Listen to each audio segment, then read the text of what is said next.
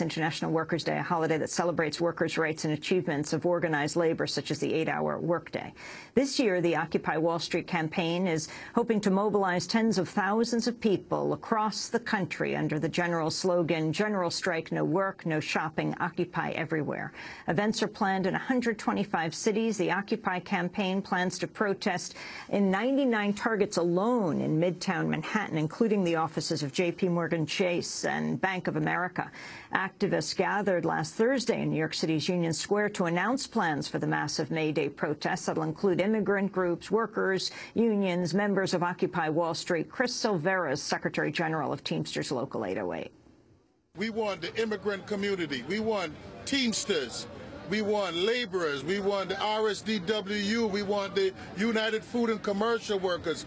This is a day that should be represented by hundreds of thousands marching like they did in 1886. We have to turn back the clock on Mr. Romney, on Mr. Obama, on the Congress, on Mario Cuomo, on Bloomberg, and the 99% has to get their share. Well, to talk more about May Day and the Occupy campaign, we're joined by leading social theorist David Harvey, distinguished professor of anthropology at the Graduate Center of City University of New York. He has been teaching Karl Marx's Kapital for nearly 40 years as the author of a number of books, including The Limits to Capital and A Brief History of Neoliberalism. His most recent book is called Rebel Cities, From the Right to the City to the Urban Revolution. Explain, David Harvey. I'm trying to look at the history of urban uprisings.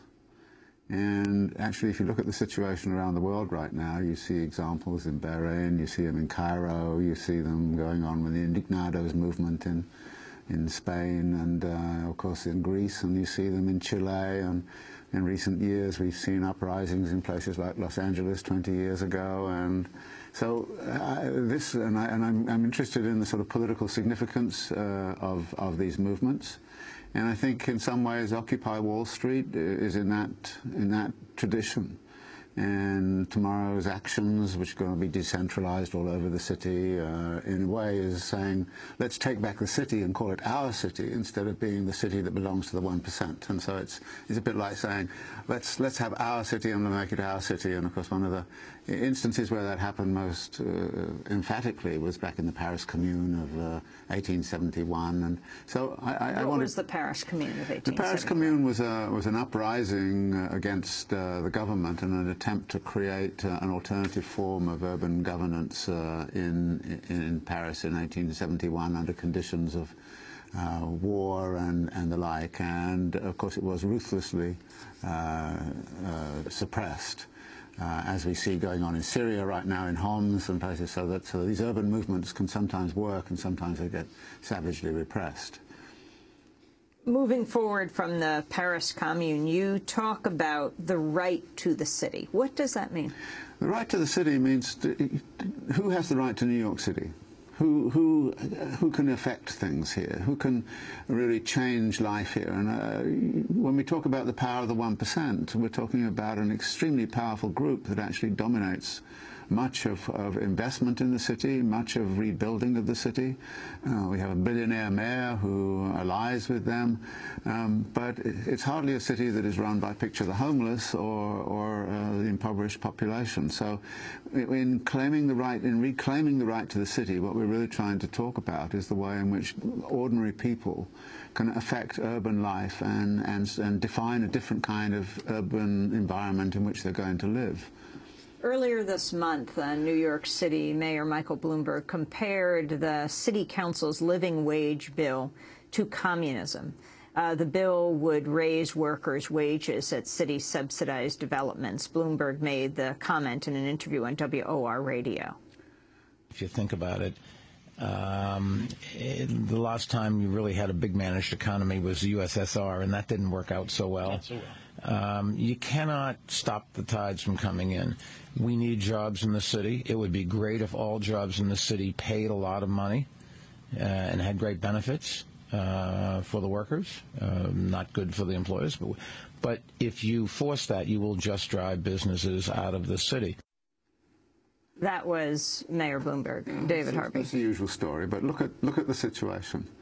The top 1% in New York City earns, on income tax returns, earns something like $3.57 million a year. That's what the top 1% earns on average. There are 34,000 households, nearly 100,000 people who are trying to live in this city on $10,000 a year. Half of the population of New York City is trying to live on $30,000 a year. This is the levels of inequality in this city are absolutely stunning, and they've increased immensely since the 1970s. And then when you say who dominates urban life, who dominates the decisions, well, it's the 1%. And so I think what Occupy Wall Street and the rest is saying is that we only have one form of power, which is people on the streets. Actions in the streets. We don't have the power to dominate the media. We don't have the power, the money power to dominate politics. And this is the situation we are in. So Occupy Wall Street is trying to give a different mode of political expression to politics as usual. The Occupy movement has faced increasingly brutal police responses. In November, Democracy Now! Spoke to Stephen Graham, who wrote Cities Under Siege, the New Military Urbanism, which looks at the increasing influence of military technology on domestic police forces. Well, there's been a long-standing shift in North America and Europe towards paramilitarized policing, using helicopter-style systems, using infrared sensing, using really, really heavy militarized weaponry. That's been long-standing, fueled by the war on drugs and other sort of explicit campaigns. But more recently, there's been a big push since the end of the Cold War by the big defense and security and IT companies to sell things like video surveillance systems, things like geographic mapping systems, and even more recently drone systems that have been used in the assassination raids in Afghanistan and in Pakistan and elsewhere as a sort of domestic policing technology. That's Stephen Graham at Cities Under Siege, the New Military Urbanism. You know, we have a law, Posse Comitatus, that says soldiers can't march in the streets, but it seems the way authorities get around this is simply by militarizing the police, Professor Harvey. Yes, this is, but I take this as a sign of how nervous the 1% is. I mean, we've gone through this crisis, and effectively the 1% has done very well out of this crisis. Nobody's gone to jail for all of the things that we know went wrong. And I think the 1% is rather terrified that actually people will start listening to the rhetoric of Occupy Wall Street, and to some degree people already have, because the conversation has shifted a little bit towards the question of social inequality and poverty. And I think that the repressive moves of the police, not just simply in New York City, but across the nation, it seems almost to be coordinated.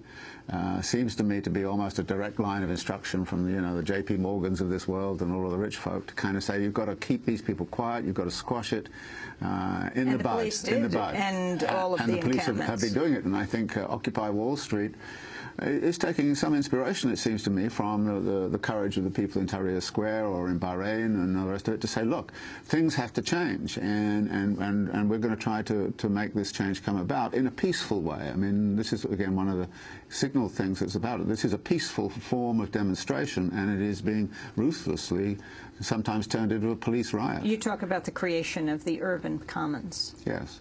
Well, amazing thing about New York City, for example, is there are all these public spaces, but is there a public space where we can set up the equivalence of the Athenian agora and have a political discussion? And the answer to that is no. You have to apply for, all kinds of permits, and it's highly regulated. So the public space is not really open to the public. A lot of it is now, of course, turned into flower beds, and so we have a great place for the assemblage of tulips and so on, but we don't have a place where people can assemble. And so one of the things we're going to try to do tomorrow is to set up places of assembly where we can talk about things. So there's a sort of a free university in Madison Square Park, and I'm going to be participating in that, and then many other actions of that kind, one aim of which is to try to liberate spaces in the city where we can have political discussions and where we can have open political dialogue. You talk about the party of Wall Street meeting its nemesis. Well, I think Occupy Wall Street has really been onto something. It's struck a chord.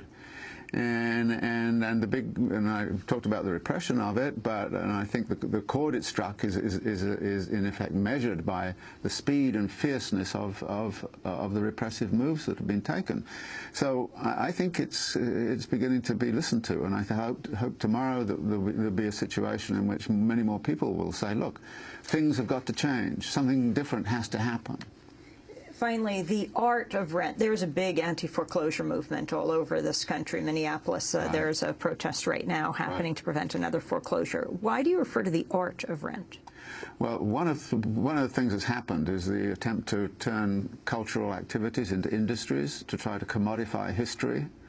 So, and you get a sort of commodified form of history, and that allows people to claim that this is a very unique configuration. So there's an attempt to create something very, very special to which tourists are drawn, and then that gives you what I call monopoly rent. The uniqueness of cultural configuration is being commodified.